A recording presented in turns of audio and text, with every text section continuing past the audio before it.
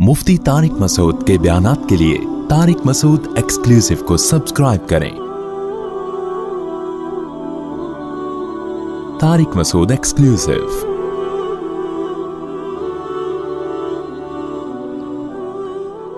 कि अल्लाह ताला से पूछा जाए, कायनात को बनाने वाले, कायनात को पैदा करने वाले से पूछा जाए। एक एक चीज़ को उसने वाज़ेह कर दिया है, एक एक चीज़ को। अब अगर कोई इख्तिलाफ कर रहा है तो इख्तिलाफ की निस्बत उसकी तरफ होगी जो हक़ को छोड़ रहा है, जो हक़ पे चल रहा है और हक़ पर चलने की वजह से झगड़े हो रहे हैं, उसको झगड़ों का जिम्मेदार नहीं कहा जाएगा। आज बड़ा मसला ये है कि बैनुल अक़वामी जंगें हों या नज़रियाती लड़ाइयाँ हो या मुनाजरे हो या घरेलू झगड़े हो, उसमें कोई क्राइटेरिया, कोई मैयार, कोई पैमाना है ही नहीं ये नापने का कि सही की डेफिनेशन क्या है और गलत की डेफिनेशन क्या है। ये मैयार ही नहीं है किसी के पास। जब मैयार ही नहीं है तो आप मुझे एक बात बताओ कि फिर झगड़ा कभी हल हो सकता है? फिर तो यही होगा कि तू मैं लड़ाई। मिसाल के तौर पर आपने 1 लाख रुपए की एक चीज जैद को बेची। जैद ने 1 लाख रुपए आपको वापस, यानी आपको देने हैं उसने उसकी कीमत में। वो 2 दिन लेट हो गया नहीं पहुंच सका या कोई मजबूरी थी। अब वो 2 दिन के बाद 1 लाख रुपए लेकर आया। आपने कहा कि चूंकि 2 दिन तुमने लेट कर दिया है तो अब मैं 1 लाख के 1,10,000 लूंगा। 10,000 जो ताखीर की वजह से मुझे टेंशन हुई है, इस टेंशन के तुम बोले जिम्मेदार हो। अब अगर अकल से फैसला करें ना, अकल से, क़यामत आ जाएगी, आप इस उक़्दे को हल नहीं कर सकते। कुछ भी कर लो। बकर जिसने ज़ैद को पैसे दिए थे वो ये दावा करेगा कि मेरा जो 2 दिन तक नुकसान हुआ, इस पैसे को मैं बिजनेस में लगा के 10,000 रुपए आराम से कमा सकता था, मैं यूं कर सकता था, मैं यूं कर सकता था। ये भी मजबूत दलील है। और जो टेंशन दी उसकी भी तो तलाफी होनी चाहिए ना। तो उसके कम से कम कितने बनते हैं? 10,000।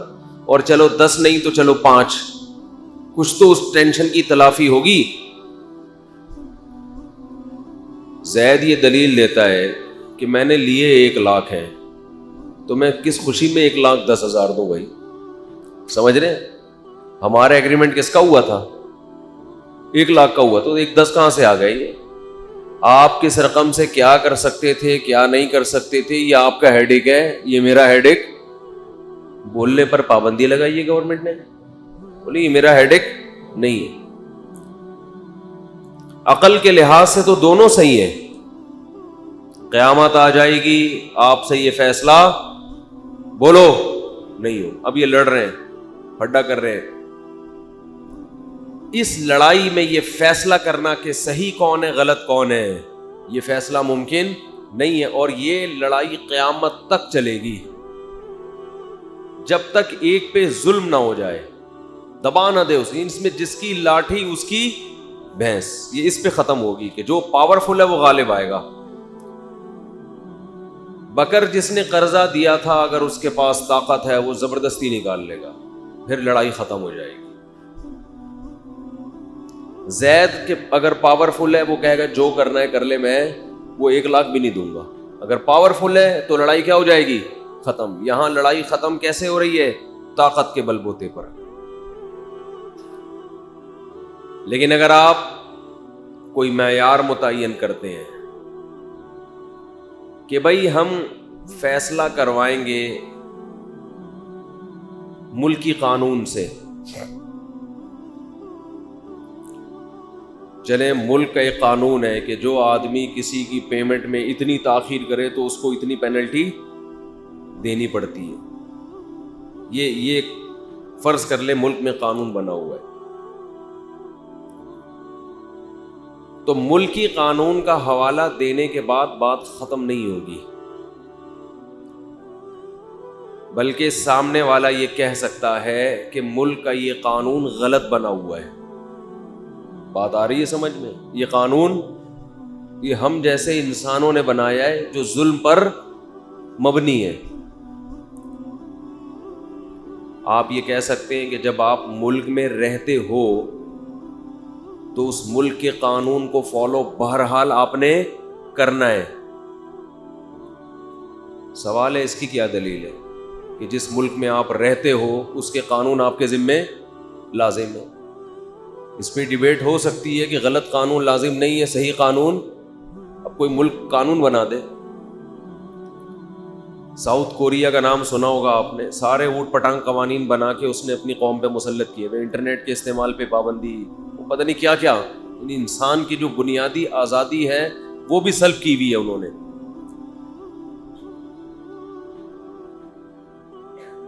تو کچھ بھی بنا کے کسی کے اوپر، جیسے ابھی نیا قانون سینٹ میں پاس ہوا ہے کہ بچوں کو آپ سختی نہیں کر سکتے. آپ اپنے بچے کو تھپڑ بولو نہیں مار سکتے. کیا اس قانون کو فالو کرنا ہے ہم نے؟ ہمیں جب ضرورت ہوگی حکومت سے پوچھے بغیر بچے کو تھپڑ ماریں گے اگر ضرورت ہوگی. اور اگر وہ پولیس میں گیا تو بچہ بھی گھر سے باہر بولیں گے پولیس والوں کے ساتھ ہی رہو جا کے. صحیح ہے نا؟ سینٹ میں جو بل پاس ہوا ہے کہ باپ یا گھر کا سربراہ اپنی اولاد پہ سختی بولو نہیں کر سکتے. بیگم کو بھی پرمیشن ہے، تھوڑی سی سخت لہجے میں بات کی تو وہ کہاں جائے گی؟ تھانے. اس کا جو غیرت مند لوگ ہیں ان کے ہاں یہی ہوگا کہ اگر وہ حقوق ادا کر رہے ہیں گھر والوں کے، تمیز سے چل رہے ہیں، اس کے باوجود کبھی تھوڑی سی اونچ نیچ ہو گئی اور وہ پہنچ گئی تھانے، تو بندہ کیا کرے گا؟ رکھے گا اس کو؟ کہے گا بھائی پھر تھانے میں ہی رہو. کہاں رہو؟ تھانے. بچے کو بھی کہے گا کہ اب آپ وہیں رہیں، تھانے میں زندگی گزاریں بیٹا، وہی تمہارا باپ بن کے تمہیں پالے گا. تم نے قانون کا سہارا لیا ہے نا تو قانون تمہارا باپ ہے، ٹھیک ہے نا؟ قانون پولیس کے پاس ہوتا ہے تو اب اسی سے پلواؤ اپنے آپ کو.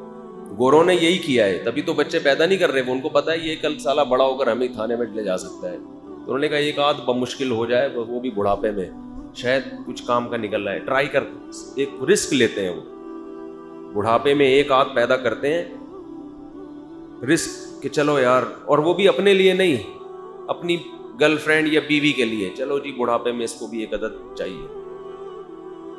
تو کیا اس قانون کو مانو گے؟ یہ قانون اگر پاس ہو بھی گیا تو یہ ایسا ہی ہے جیسے ہمیں زبردستی شراب پلانے کا قانون، ہمیں زبردستی ماں باپ کو ستانے کا قانون پاس ہو جائے. غیر شرعی ہے، اس کی کوئی حیثیت نہیں ہے. میں اس لیے کہتا ہوں یہ گدھے گھوڑوں کے لیے بنا ہے قانون، انسانوں کے لیے.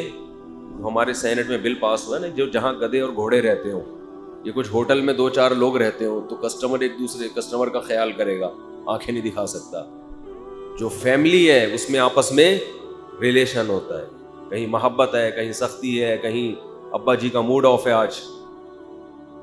ابا کا تو مطلب ہی ہوتا ہے کبھی کبھی موڈ اس کا آف ہو. اچھا، یہ جتنے انسانی حقوق کے قوانین بنتے ہیں ان میں ماں باپ کے لیے کوئی قانون سازی نہیں ہو رہی ہے. عجیب بات ہے، حیرت کی بات ہے. یہ میں آپ کو بتا رہا ہوں، انسان جب قانون سازی کرتا ہے نا خدا کو چھوڑ کے، یہ ہوتا ہے، یہ اس کا حال ہے. انسان جب قانون سازی کرتا ہے تو اس کا حال دیکھ رہے ہیں کیا ہے؟ یہ اسمبلیوں میں بیٹھے ہوئے لوگ قانون بنا رہے ہیں تو حال دیکھ رہے ہیں کیا بنا رہے ہیں. ایک قانون ماں باپ کے لیے بنا ہے کچھ دن پہلے، وہ بھی صرف ہمارے ملک میں، پاکستان میں، کہ کسی نے اپنے باپ یا ماں کو گھر سے نکالا تو اس کے خلاف سزا ہے. اچھا ہے، اپریشیٹ کرنا چاہیے اس کو. لیکن اوور آل اگر آپ دنیا میں دیکھتے ہیں تو ماں اور باپ کے لیے قانون سازی نہیں ہو رہی ہے، کیونکہ ماں باپ کو پالنا ان کی نظر میں گورنمنٹ کی ذمہ داری ہے، اولاد کی ذمہ داری نہیں ہے. یہ لا ہے دنیا کا، کتنا گندا لا، جس کا، اور قرآن سب سے زیادہ کس کا حق بیان کرتا ہے؟ آپ کے پیرنٹس کا. وہ بیوی بچوں کو بعد میں رکھتا ہے. یہ دنیا بڑی مفاد پرست ہے، بہت مفاد پرست ہے. یہاں جس کا جو مطلب ہوتا ہے نا تو قانون اس کا اسی حساب سے بنتا ہے. ہمارے پاس جھگڑے آتے رہتے ہیں نا، تو جس کو جہاں مالی فائدہ نظر آتا ہے اس کا اصول بھی وہ خود ہی بنا کے اس وقت لانچ کرتا ہے کہ یہ اصول ہے، اس کے حساب سے فیصلہ کریں. تو ہم کہتے ہیں اصول آپ کے نہیں چلیں گے. اصول اگر آپ اسلام سے فیصلہ کروا رہے ہیں تو جو اسلام نے بتایا وہ اصول چلے گا، آپ کا تھوڑی چلے گا.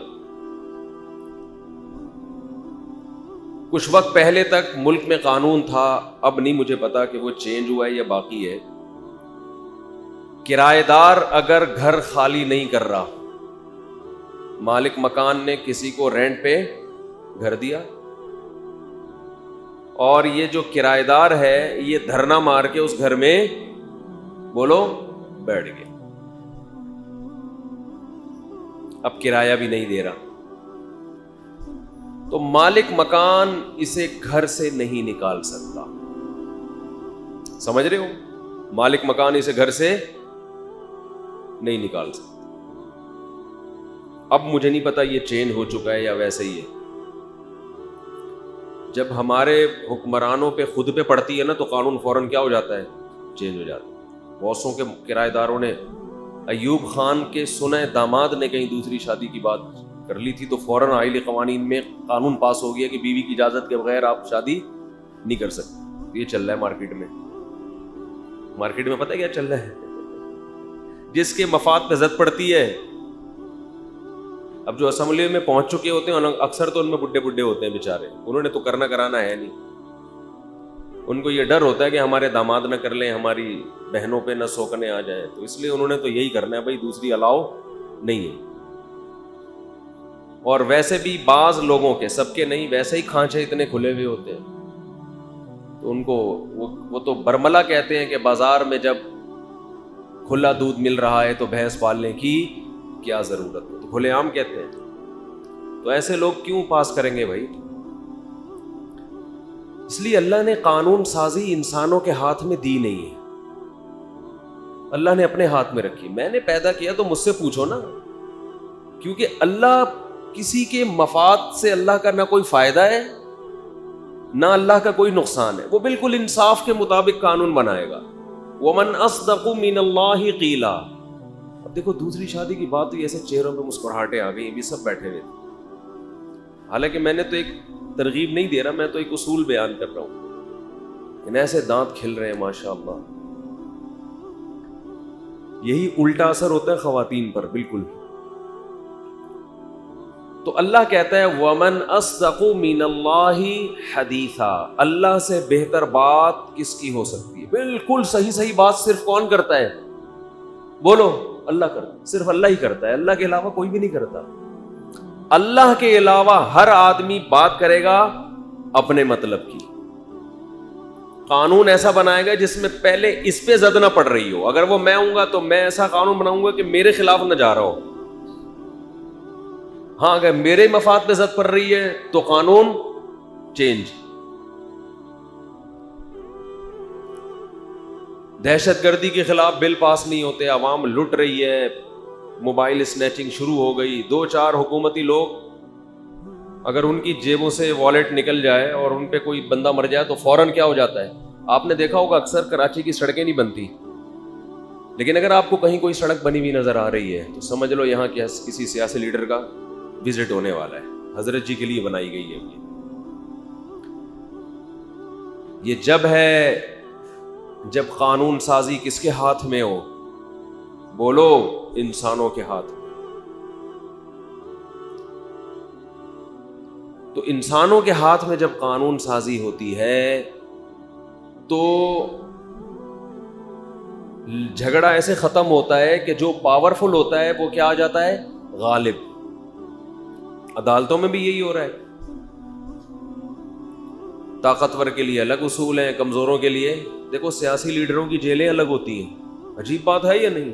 انہوں نے جب قانون بنائے تو قیدیوں کے لیے جیل, یہ قانون سازی ہوئی. ان کو خیال تھا کل ہمارے اوپر بھی کرپشن کا الزام لگ سکتا ہے تو ہم بھی جیل میں جا سکتے ہیں, تو سیاسی جیلیں بالکل الگ. یہ قانون اللہ نے پاس کیا ہے.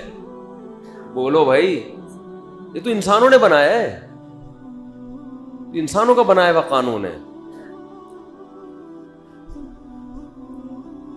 تو یہ حال ہوتا ہے. انسان وہاں قانون سازی کرے گا جہاں اللہ نے اس کو اجازت دی ہو. انتظامی معاملات میں وہاں انسان کو اجازت ہے. ایک مینجمنٹ کے لیے ایک ذمہ دار ہوتا ہے نا, امیر ہوتا ہے. آپ تبلیغ میں نکلتے ہیں, کہیں بھی جاتے ہیں, تو بھائی جب کچھ چیزیں ایسی ہیں جو شریعت نے مباح رکھی ہیں, اس میں خود قانون نہیں بنایا, وہ آپ کا اپنا ہیڈک ہے, تو اس میں لڑائی سے بچنے کے لیے اسلام نے حکم دیا کسی ایک کو امیر بناؤ. تو کنٹری کا جو وزیر اعظم ہے یا صدر ہے اس کی بھی حیثیت ایسی ہے کہ اصل جو قوانین ہے بیسک وہ اللہ نے بنا دیے ہیں اپنے بندوں کے فائدے کے لیے. اس نے بتا دیا ہے, اور اس نے بتایا دیکھو یہ لوگ جو مذہبی لوگوں کو فنڈامنٹلسٹ کہتے ہیں, بنیاد پرست کہتے ہیں, اور یہ کہتے ہیں یہ لوگوں کو مذہب کا غلام بنا رہے ہیں, جو اس طرح کی باتیں کرتے ہیں, وہ اصل میں انسانوں کو مکمل انسانوں کا غلام بنا رہے ہیں, اپنے جیسے انسانوں کا.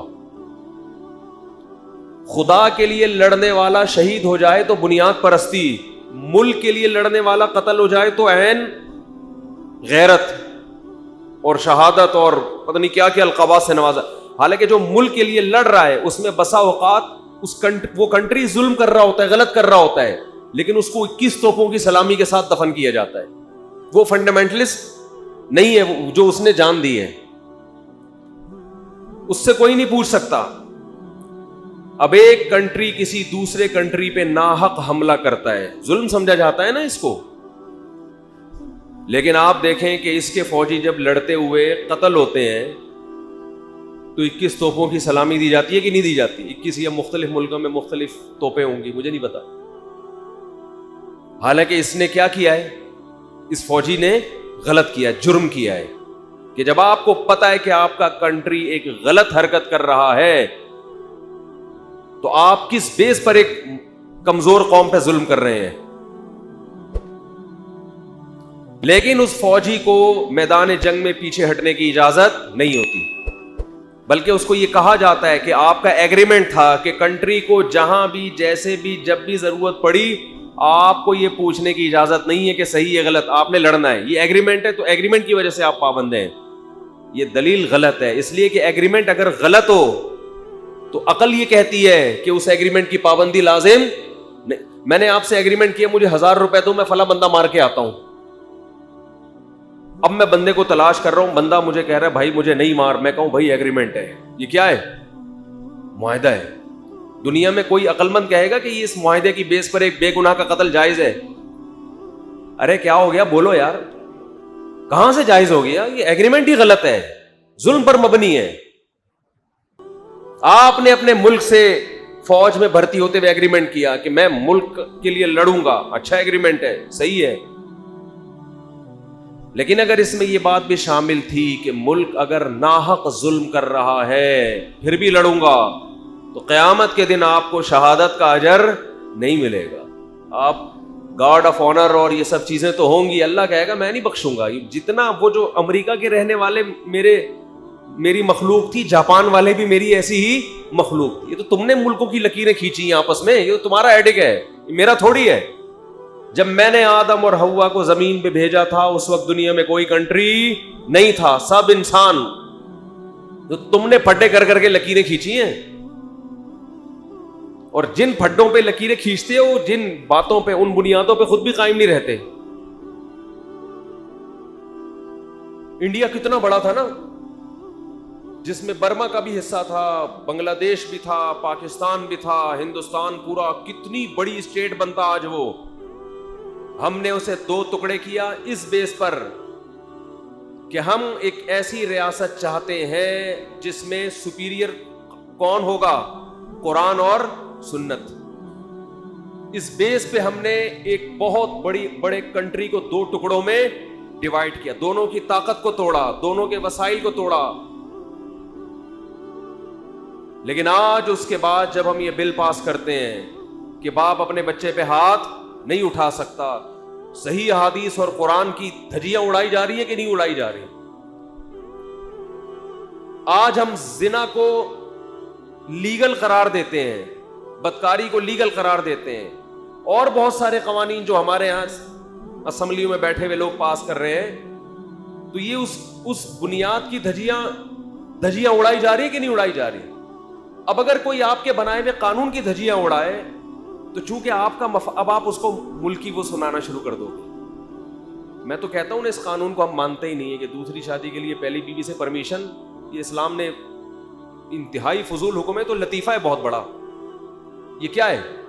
لطیفوں کی کتاب میں ایک لطیفہ آنا چاہیے کہ دوسری کرنے کی اجازت اس کو ہے جس کی پہلی بیوی اجازت ہے. یہ بہت بڑا لطیفہ ہے, یہ لطیفوں کی کتاب میں آنا چاہیے. یہ اسمبلی میں اگر کوئی یہ بل پاس ہو رہا ہے تو اس کا مطلب وہ سارے احمق ہیں, بے وقوف ہیں. یہ ایسا ہی ہے جیسے ٹیکس وہ دے جو اپنی خوشی سے دے رہا ہوں, جو خوشی سے نہیں دے رہا اسے ٹیکس بولو نہ لیے. یہ ایسا ہی ہے جیسے قربانی کے لیے اس بکرے کو ذبح کیا جائے گا جو خود لیٹ جائے آرام سے. جو خود لیٹ نہ رہا ہو اس کو قربان کرنے کی اجازت نہیں ہے. مرغی وہ کھا سکتے ہو جو خود چھری کے نیچے آ جائے. سمجھتے ہو؟